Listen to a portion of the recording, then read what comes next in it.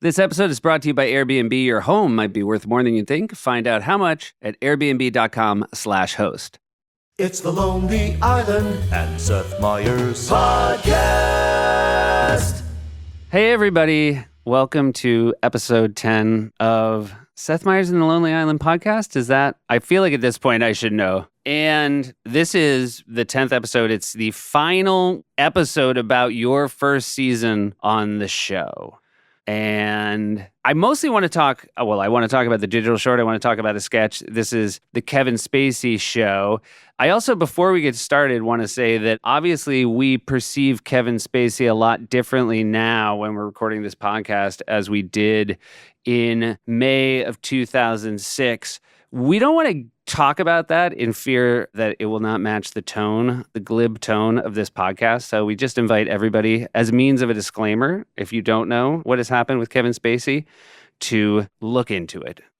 But this is the end of the season, and you guys at this point know well and good that you're off to Vancouver to shoot Hot Rod. Are you looking past the season finale? Are you only thinking about Hot Rod? Quite possibly. Like, we definitely weren't like, we got to do a song. That's true. Effort-wise, well, that's not fair. I don't want to say you didn't put in a ton of effort. The result does not look like your hardest digital short to make. I think that's true, but it doesn't mean that we weren't, nervous during the week and feeling like we should do something good. But yeah, you're right. The effort-wise. I think we were burnt out, and we were trying to think of something that would be easy. It certainly looked easy. The digital short that ended your first season, a season full of triumphs, will not make the Criterion collection of digital shorts. Are we all in agreement? No, yeah. Agreed. Full agree. Yeah, I watched it back and was like, that was it. That was it. And there were a few moments where I thought, oh, maybe this is it. No, that was it. Nope. Yeah. And the name of this digital short is Andy Walking. Mm-hmm. And I want to say this, which I liked. It is a play on jaywalking, a segment that Jay Leno did on his show. But it was not a hit on Jay Leno. That's right. Maybe don't emulate. I didn't realize that. And I have to say, I mean this authentically. In 2006, I feel like it was a very easy, hacky move to be shitty about Jay Leno. And that was not what this was. No, I mean, there's still segments on late night. I don't think on your show, Seth, but I mean, Kimmel still does it and stuff where they go out and ask real people questions. And the tone of them has shifted, I think, a lot since when we made this. Yeah. I'm pretty sure the idea for this was Matt Murray's. I think I saw one recently where they were just asking people who Mike Pence was, and they couldn't answer it, which is very similar. Yes, it's a mixed bag because on the one hand, it's like, let's laugh at how stupid people are, which is what the short is trying to sort of comment on. But on the other hand, you are often shocked at how much people don't know who Mike Pence is when you ask them on the street. Yeah, I enjoy the Kimmel bits. Me too. I don't want to seem like we're making fun of them, but we are making fun of the general. No, we're making fun of the Leno ones. Well, and by we, I mean Matt Murray, whose idea it was, and who is not here to defend himself. Yeah. I would be terrified if someone came up to me with a microphone on the street and asked me facts where the assumption was I definitely am supposed to know what they were. Absolutely. Like, I want to just give a little bit of empathy to the people on the street. Yeah. Now, don't get me wrong. I feel like those people don't know who Mike Pence is, but my God, I would be terrified. I did Kimmel a while back, and they did one where they stopped a woman on the street and asked her to say which president was on each coin and bill, and she got them all right. And we were in the dressing room watching, and I maybe would have gotten 3. So yeah, I'm with you. One of the great versions of this that happened recently, have you guys seen the Tennessee Titans schedule release video that was floating around? No. It's the greatest. And again, I don't want to use this podcast to promote other digital shorts, but the Tennessee Titans social media team, the way they released their schedule is they went out in Nashville, which is just a party town, whatever that Main Street in Nashville is, it's probably Main Street, but they go out and they just showed people the logo of each team and had them guess the name of the team. And it was people who didn't know football really trying their hardest to guess. Like the Atlanta Falcons, someone was like, the Fire Stallions. and it's really good. Anyway, sometimes it's fun when it's made lovingly. So anyway, the premise of this is you basically state, we're going to show you how dumb people on the streets are. And then everybody gets the question right. And you act like they're getting it wrong. You are, and that is the nice part about this, you make yourself the dumb guy in this. Yeah, that's a standard move for us. Who was the first president of the United States? George Washington. And who is the current vice president of the United States? Dick Cheney. This is going to be worse than I thought. It's still kind of charming and nice, but you do expect more from us. I expected more from us. I kept waiting, as you said, for the other shoe to drop, for there to be a turn or a story or a narrative of some sort, something more clever. Yes. The classic one would have been somebody like, dude, you're wrong. You're wrong. You don't know what you're talking about. And then I go, what? And then I get super sad. And then it cuts to shots of me wandering around the city, super depressed. And be like, who am I? But then going to a library and starting to learn and going back to college. And then you still get it wrong at the end of it. This all would have been better. Yeah, we're immediately making it much better. Yep. Or there's that moment where John Lutz, SNL writer, 30 Rock cast member, Late Night with Seth Meyers writer now, you're talking negatively about him and he notices. Mm-hmm. And then I thought, oh, this is going to be about Lutz's character getting revenge on you. But all the better ideas we're having would require a second location, which this sketch does not have.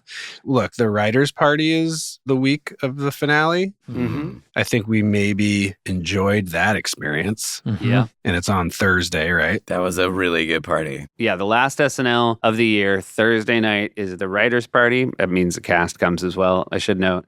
No plus ones, though. That's what makes it a spectacular evening out. That's why it was so fun. Yeah. It's a real blow-off steamer. Mm-hmm. And we shot Andy walking the next morning, just for perspective. And you can barely tell. Yeah.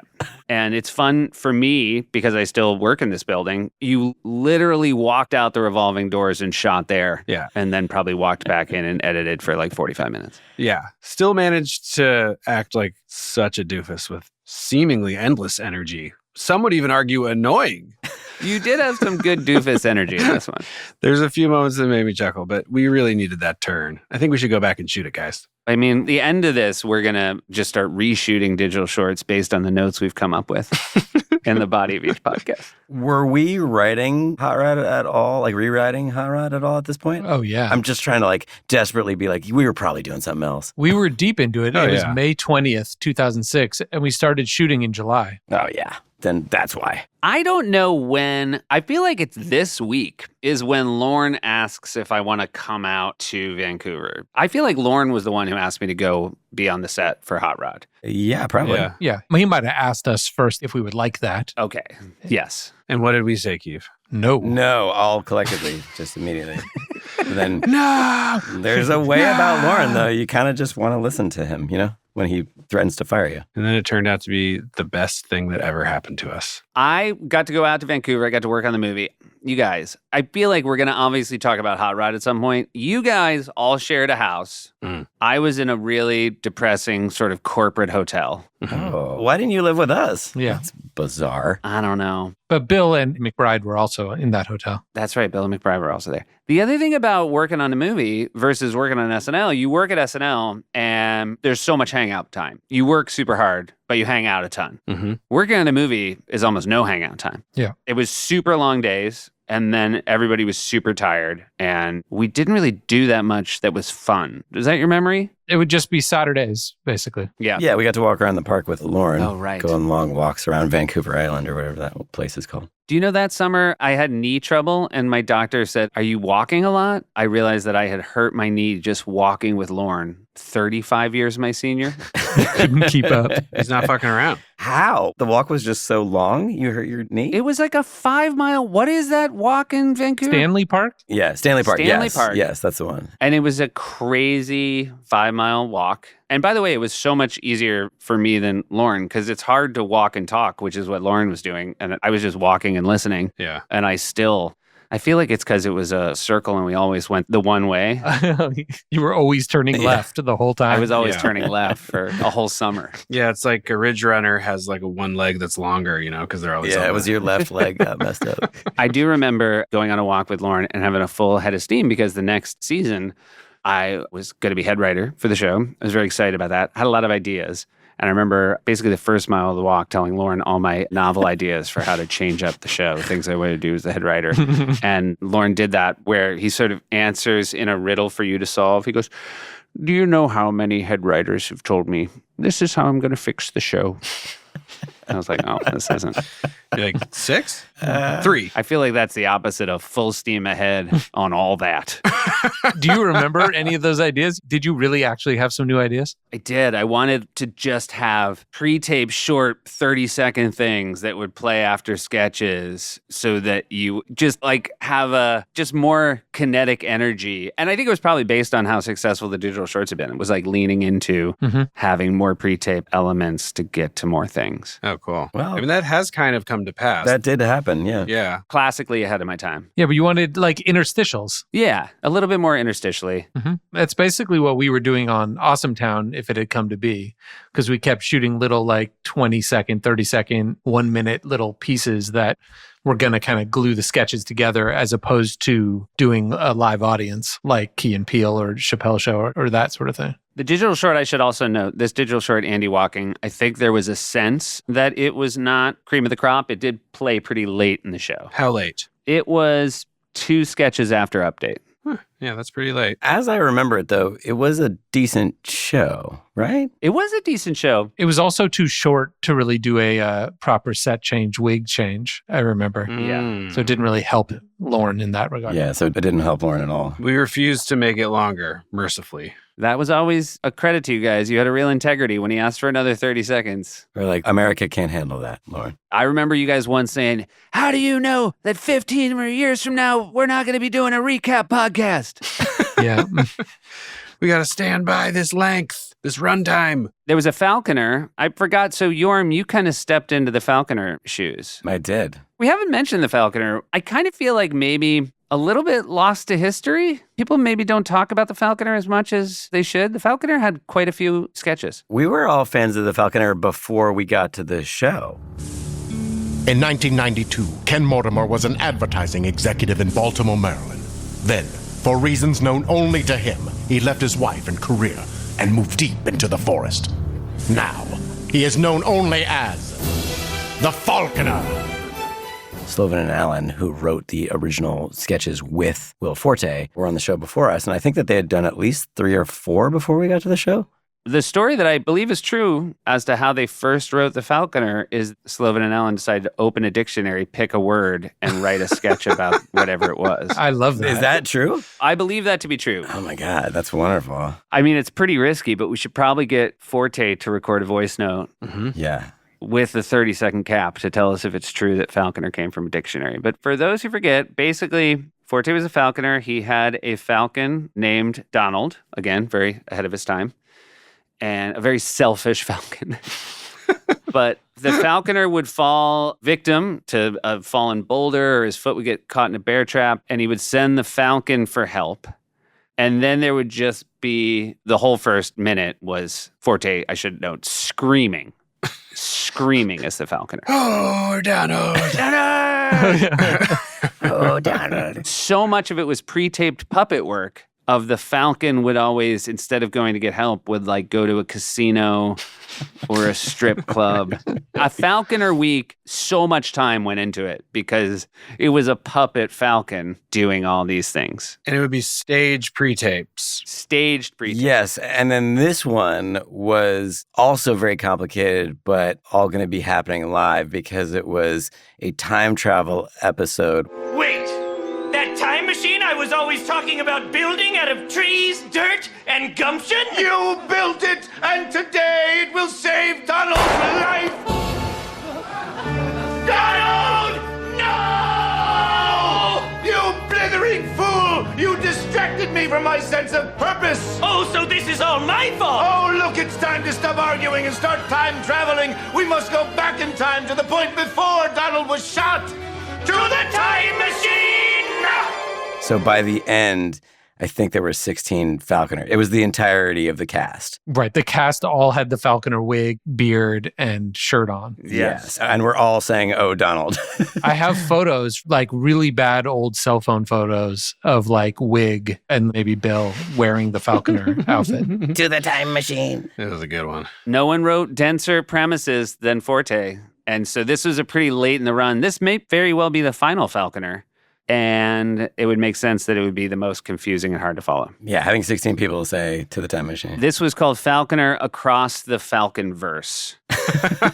I should note that both Andy and Jorma are in the new Spider-Verse movie, and they're both great. Or is it old by the time people hear this? It's probably old now. I don't want to give away when we're filming this. I will only tell you that the skies of New York are yellow with the smoke of burnt Canadian timber. Oh, well, that could be any time. Luckily, that will be happening in the future, too. Let's just say there's enough time between episodes for Seth to forget what we're calling the podcast every time. It's true. So each podcast starts with Seth going, I know. This is, I get the Seth Meyers Lonely Island podcast. So however many weeks, months, or years you think it takes between them to forget the title. Like our voices have changed.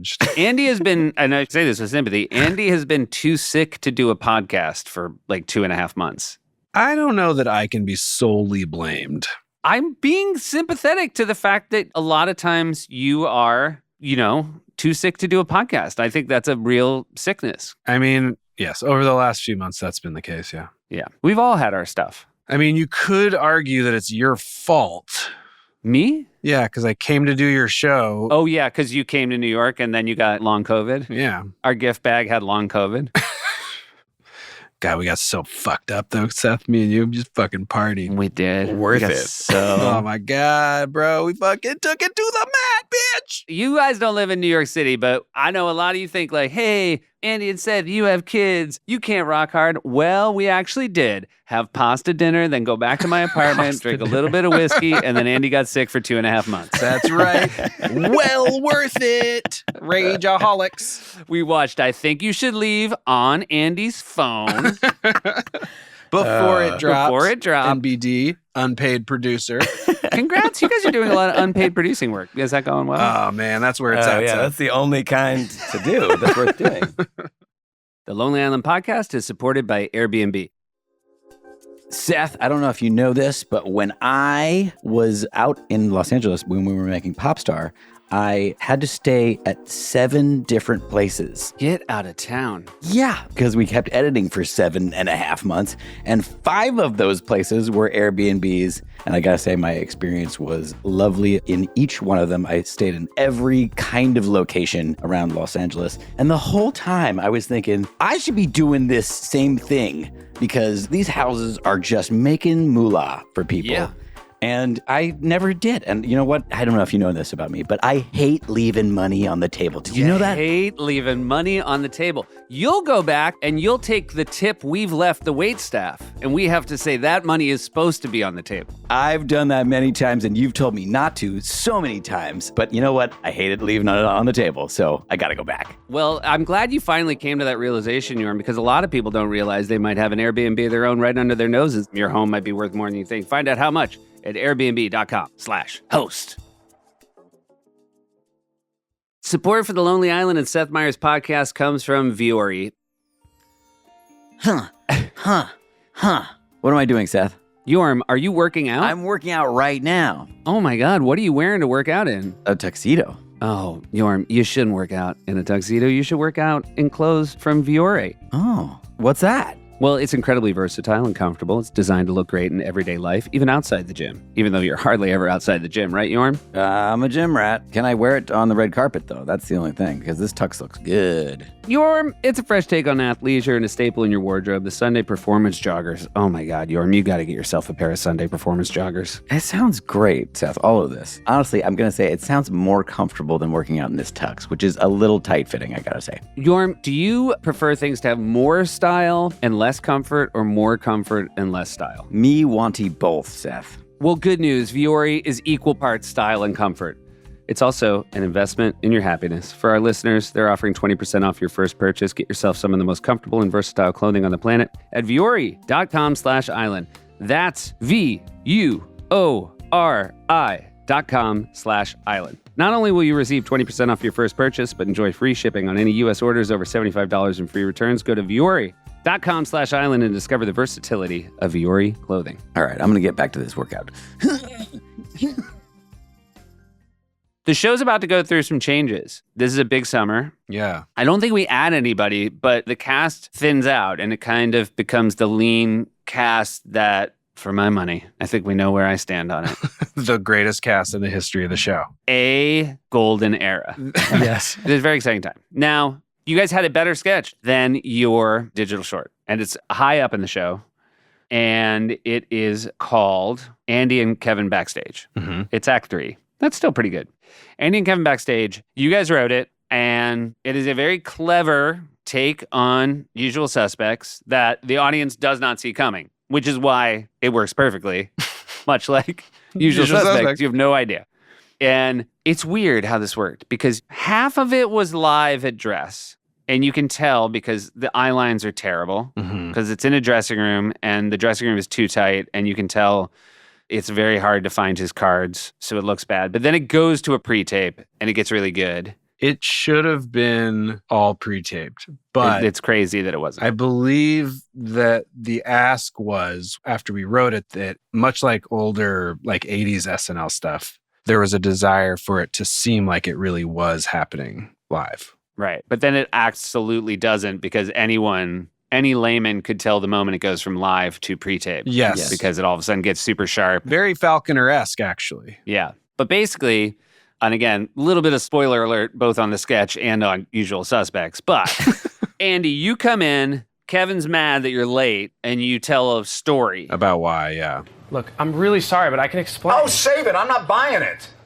I was in a cab on the way to the show, okay? But I guess Kofi Annan was making a speech at the UN, so traffic was terrible. So I decided to take the subway, and I'm on the subway, and you know those bald street performer guys who paint themselves gold and ask for change? Yeah.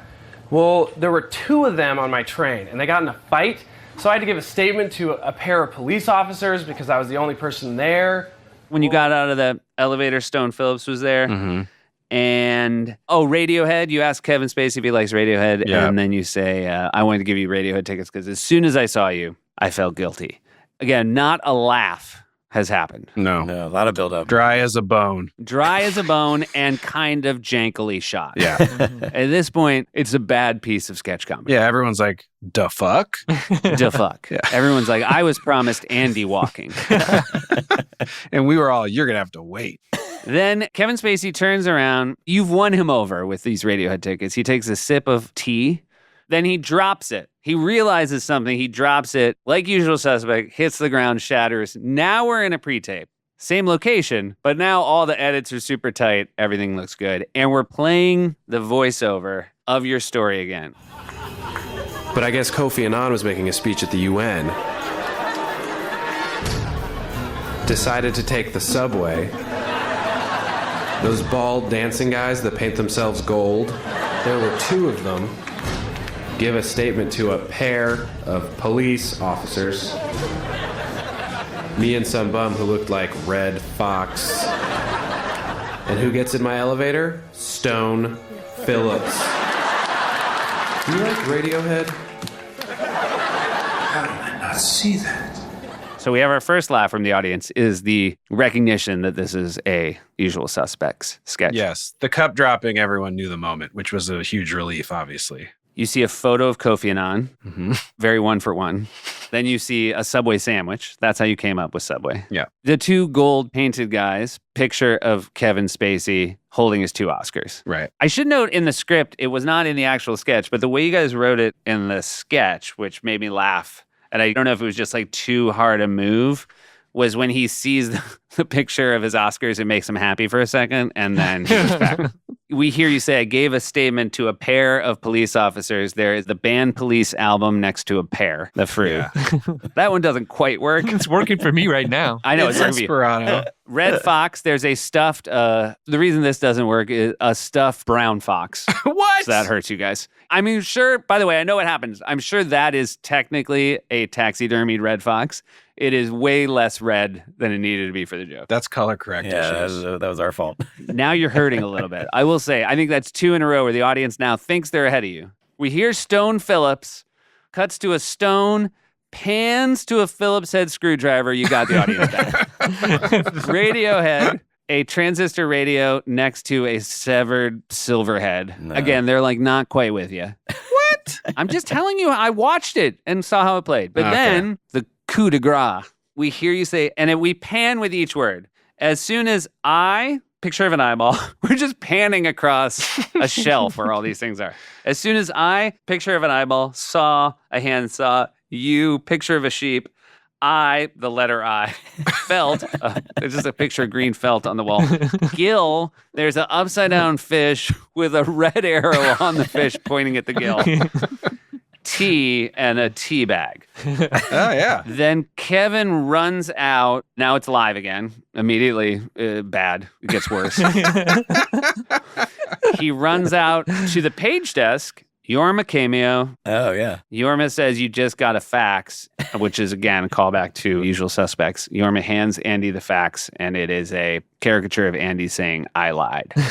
Looking pretty doofy. Yeah. That was not how it was scripted, because I read the script first, and I kind of liked the script. I know why it changed.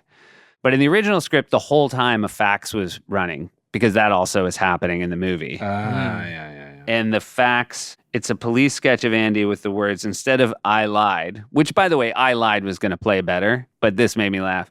It was a picture of you, and it just said, remember that movie?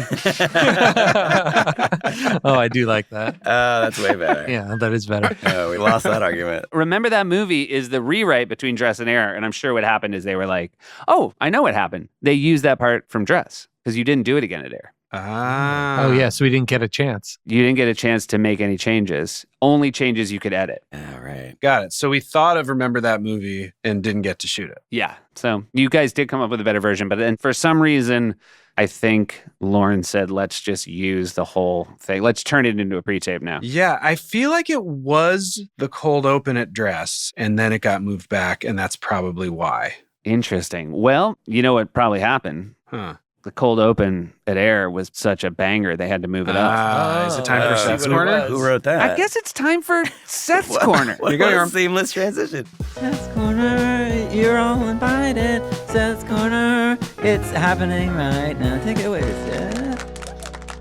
Well, guys, it's an Anderson Cooper 360, and this, I know for a fact, is the final Anderson Cooper 360, because when we come back in the fall, I will be a co-anchor of Weekend Update with my friend Amy Poehler, and America's long national nightmare of watching me host sketches as Anderson Cooper is over. Oh, my God. I really did enjoy, I feel like, well, first of all, again, this is 2006. All the jokes are about how handsome Anderson Cooper is, and he looks exactly the same. So shout out to Anderson Cooper. Yeah. Not sure if he's a listener, but I think I told you guys the first time I met Anderson Cooper was at my gym, and he said, hi, Seth. And I went over to say hi, and he was on a treadmill, and it was at the fastest speed at the highest incline, and he talked like we were just standing there. But he still does that. It was like nothing I'd ever seen before. Made Lorne going on a walk seem like you going on a walk. Yeah. There was an Anderson Cooper 360 cold open. And again, you know, I apologize you guys got knocked down the running order. But, you know, at some point, it's just good to be in the show. Absolutely. The funny thing is it's about sending U.S. troops to the border, to the Mexican border. So Time is a Flat Circle. This is 2006. Yeah. This is very similar stuff.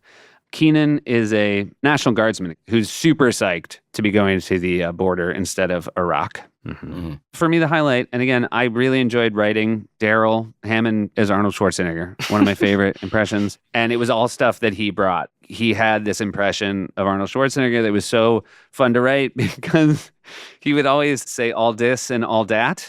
That was the thing that his Arnold Schwarzenegger would say.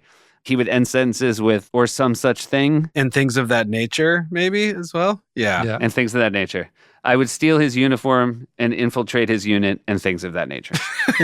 I do remember that.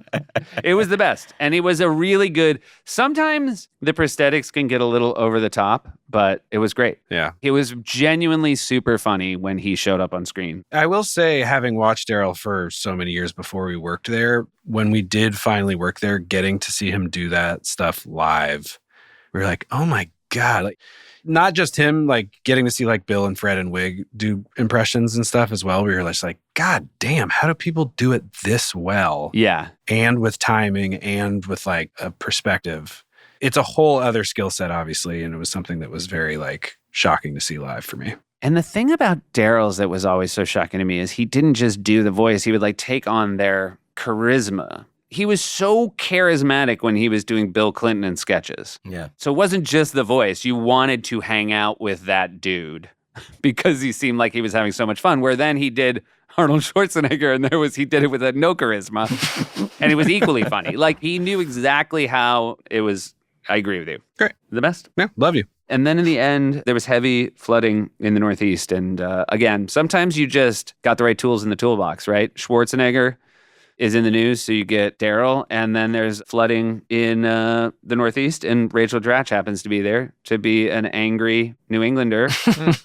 Joining us now is Peabody, Massachusetts resident Pat Danahay. Pat, how bad is the situation? Apparently not bad enough to get you up here, Cooper. If we were in New Orleans, you would have been here before the first drop hit the ground. What happened? Did you lose your slicker? Thanks, Seth. You did a great job. That's been Seth's Corner. See you next time. That was really good. Do you think this is the final lobster claw and handlebar dress rehearsal death? You know what? I think, yeah, a requiem for Lobster Claw and Handlebar, because I do believe this is the final. For me, it was 50 First Dates, that movie 50 First Dates, but it was 50 First Funerals. Oh, yeah. Because I just had to keep reliving the Saturday where I thought each time. It hurt just as bad each time. Worse. But you learned a lesson. I will say there's a sketch that got cut called Spirit of the Wolf, written by Fred Armisen, that I'm pretty sure is a store in an airport that sells like shirts with wolves on it. There was a Vincent Price that didn't go to air. Yeah. Which is interesting because obviously now everyone knows Bill Hader's Vincent Price sketch is kind of a smash hit thing that aired a bunch of times. But I do remember this first season that he was on with us. There was like a little bit of a struggle to figure out exactly how to format it. Yes. But everyone knew he had an awesome take and it was really funny and he did it in his audition and everything. I agree. It does sort of start finding its way into having 3 other really good parts, really good impressions. Yeah. It's about funny things that go wrong, and he becomes just very put upon. That turns into what his Vincent Price becomes. Yes. But yeah, cut Vincent Price, which is, remember, to the kids out there, stick it out. Okay, go ahead. What song did Nelly Furtado sing? She sang 2, but give me 1. I mean, I have already looked, so it won't be a guess. Oh, you already know. I wouldn't have gotten either. Timbaland was there. That's pretty cool. What's her most famous song? I'm like a bird. I only fly away. That's what I thought. But that was her previous album. This was her next album, I believe. Yeah. This is Promiscuous Girl. I can't sing that one, Oh, yeah. but that one's famous. Promiscuous Girl's a good track. That was a big hit. That was just playing at a coffee shop today. Me and Keith have been talking about how basically everywhere we go now, there's early 90s hip hop playing. It's that. It's 90s era hip hop that makes me feel old. Yeah. Especially because my son also is like, oh, hip hop. That's something dad likes. And I'm like, what? Right. So when you go in and like an early Jay-Z song is playing or Souls of Mischief, is it like when we were kids and like Motown, like Marvin Gaye, or even like, wait a minute, Mr. Postman was playing? No, it's not to that point yet, but I do think, oh, the people who are owning and running this restaurant are my age and they're also old. Yeah. But I don't think of it as like Motown. They're not trying to make us feel comfortable. They just like it. Yeah. My 7-year-old had a school dance, and it was all, I feel like 2nd grade and younger. It was in like the gym. But the DJ was playing Apple Bottom Jeans, and I definitely have been in a nightclub where they were playing it. And that made me feel like I was at my own funeral. That a song I had heard in a nightclub was now so anodyne to just be like kids dancing around with glow sticks. I felt like I died in a house and my ghost still lived there, and nobody could hear or see me. You were kind of like a Vecna. Yeah, classic Vecna. Yeah. I didn't like that. I didn't like that at all. And I took the microphone and said as much. Okay, good. I made a bit of a scene about it. It's also not an appropriate song. Seth, do you want to hear my stand-up joke about this phenomenon? Yeah. So when I'm at a restaurant now and they start playing Wu-Tang, I go, "Aw, shit." And then I go, "Oh, shit." Because it just means I'm old. That's good. Yeah. That's why I quit stand-up. Because of that. Because that's what I would be doing. And then everyone would be like, "Fuck you, you piece of shit." And I'd be like, "Fucking kill me. I deserve it." You know what I mean? Mm-hmm. I do. It is interesting, though. Here's the thing that I haven't cracked as a stand-up joke, so I'll just share it with the pod. Our parents, their dangerous music, they could play for us and not have to worry about covering our ears. Yes. That's right. You know what I mean? Yeah. Like there was no Ice Cube equivalent for our parents. Yes. If we play the songs of our youth, It's a problem. most of them are more offensive than even today's offensive music. There are some exceptions. Yes. Don't the Beatles have a song called Horny Little Devil?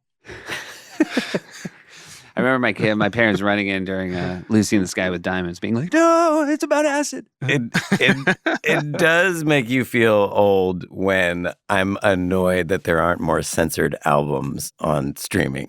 When I'm like, where are all the censored? Oh, man. Like, you can get a few, but even our albums, one of them you can't get. Yeah, we didn't bother to do it all the time, and now I regret that. Really? And you can't retroactively? What's a song that is too dirty to play to your kids that you wish you could play to your kids? I mean, every one of our songs is too dirty to play. There's only YOLO, and there's maybe like one or two others, but I just play them for them now, but my kids are older. Isn't there a clean version of I'm on a Boat, say? I feel like there is. Yeah. there is. It's just bleeped to all hell. But we did that whole album. Incredibad, we did a clean, quote unquote, censored version. And Turtleneck and Chain. It's just we don't have the third one. I blew it super hard, so I don't know if you guys remember. Andy, you did a voice, so you probably, or I don't know, maybe you don't remember. You've had a very busy career. Huh? Oh, man. Thanks for saying that. Anyway, Shoemaker and I had a show called The Awesomes, a superhero show, 3 seasons on Hulu. Of course I remember, Seth. Thanks, bud. Do you remember your character's name? Nope. And again, we made a superhero show, and the least interesting part about it is it's dirty. And it's not real dirty, but there's too many beeps. And now I've got a 7-year-old who loves it, and yet I'm like, it was trying to be too cool when we didn't need to be, you know, because again, we're making a cartoon at the time that it's still the time, obviously, but you know, you have South Park and you have things like that. And you're like, yeah, we should be a little more dangerous with our show. And it's such a drag now because my son really likes watching it. And every now and then there's some, I don't know, sexual innuendo. And you realize, I don't think anybody was watching the superhero show for that. Okay, well, Keeve, now that you have kids that you can play cursing for, do you appreciate that we were so dirty? Or are you like what Seth just said, you wish that we had toned it down a little bit? It's less that. I guess it's more, I mean, I think we talked about this, but it's for all SNL. What we really didn't care about was being really dirty or really scary with no warning it was going to happen on the show. Like, you know, an update joke could quickly flash Freddy Krueger's face in a way that a kid who had never seen Freddy Krueger would go, oh, what was that? In a way that could give them nightmares. And we would not have thought twice about something like that. Because we'd be like, yeah, it's a Freddy Krueger joke. Here's an image of Freddy Krueger. You know, it's midnight. Who cares? And now when I'm watching with my kids, they like watching SNL, but they're afraid it's going to scare them or show them something that they don't want to see. And it's going to haunt their dreams, literally. So I would have been more cognizant of not scaring or putting something dirty in the middle of something that's not dirty for no reason kind of thing. So in your verse for I'm on a Boat, you stand by the fact that you curse 16 times and Andy doesn't curse at all. Yeah, that's fine. Okay. Huh. Yeah. That means Uncle Andy can come over anytime he wants. Pretty much an open invite. Axel now every night wants me to tell him a superhero story where he picks like 7 superheroes that need to be in the story. Oh, wow. And then last night he said, you can pick the bad guy. And so I'm just running out. It's exhausting coming up with a superhero story. Oh, yeah. But I said, the bad guy's going to be Killer Croc. And I tell the story, and he said, what does Killer Croc look like? And I'm like, I'll just Google. And I haven't seen Killer Croc in a long time. And so I Google image on my phone in his bed. And it's the most terrifying drawing of Killer Croc. And then an hour later, he has a nightmare, and Alexi goes, and I'm like, what was it about? She was like, I don't like half man, half crocodile. And I'm like, Exactly. Oh, where do they come up with this stuff? oh, kids today. Well, anyways, good night. Try not to wake me up next time. You know, William Goldman, who wrote Princess Bride, was just telling those stories, making them up to his daughters at bedtime, and then wove it into the book. And then that became the screenplay. And there you go. Yeah, so start making stuff up. The problem is my kids only like stories about IP. Right. Yeah, it's hard to secure that. But is that a problem or is that a blessing? You know? That's true. Also, we have The Awesomes. I'm going to keep pitching The Awesomes, available to stream on Hulu. But we made for one of the season premieres at Comic-Con, it was packs of awesome cards. And it was the same 8 cards. It was the 8 characters, and we were just handing them out. And so Shoemaker had a bunch of them in his office, and he said, oh, if your kids like them, give them these packs of cards. So I gave Ash and Axel a pack of these cards, and they loved them. And then Ash put them in his little binder where he has baseball cards and Pokemon cards, and he brought it to school. And the next day, he's like, I'm going to say something that's going to hurt your feelings. And I said, what is it? He goes, nobody wanted the Awesomes cards. And he said, one of my friends said the fact that your dad has a show called The Awesomes and he's in it is very selfish. I'm like, I don't think he's using selfish right. Wait, hold on. Was he trying to trade the cards, though? Yes. He was like, who wants an Awesomes card? And I guess kids responded the way you guys did when Lauren said, do you want Seth on Hot Rod? It was like, no. Is that our next episode? Is that what we're talking about? We are going to do an Awesomes recap until we get to Andy's episode, which I remember. No, I was talking about Hot Rod. Episode 1, season 3. He played a seaman. Which is a pun. Yeah, it was. There were a lot of seaman jokes. Okay, I was talking about our work on the movie Hot Rod. Oh, yeah, we are going to do Hot Rod. We are going to do a Hot Rod episode. There's going to be a lot to talk about with Hot Rod. We should do an Awesomes one, too. We should. Or I guess this kind of counts as it. Yeah, I think we've covered it. So this is episode 10. I feel like if we think about this podcast in seasons, this is sort of the end of season 1. Mm-hmm. But we're going to do an episode about Hot Rod. And I feel like we should also do a bonus episode about Noodles in the Pot. Yeah. I mean, how long are we going to run from it? I agree. So down. Great. Yes, please. Assuming I'm healthy. No, obviously. Oh, it's a dice roll. Just keep me away from Seth, because that guy is my downfall. You have long Sandberg. Yeah, don't go to any 8 o'clock dinners. I feel like we didn't talk enough about how, first of all, no one went longer without getting COVID than you, Andy. It's true. Congrats. Yeah, thank you. And that was shocking because you were incredibly sickly in your years at SNL. That's right. And I feel like that has not been the case. You've been leading a very robust, healthy life in Los Angeles. You could almost say I suffered for my art. God, would you say that? Almost. I'm not going to say it. I could almost say it. I wouldn't expect you to. I said almost. It would be crazy for you to fully do it. All right, you guys, that wraps up the first season of Lonely Island's time at SNL. Our next episode is going to be very exciting. One of the biggest ones yet. We are going to talk about the film Hot Rod. Hear us then. The Lonely Island and Seth Meyers podcast is supported by Airbnb.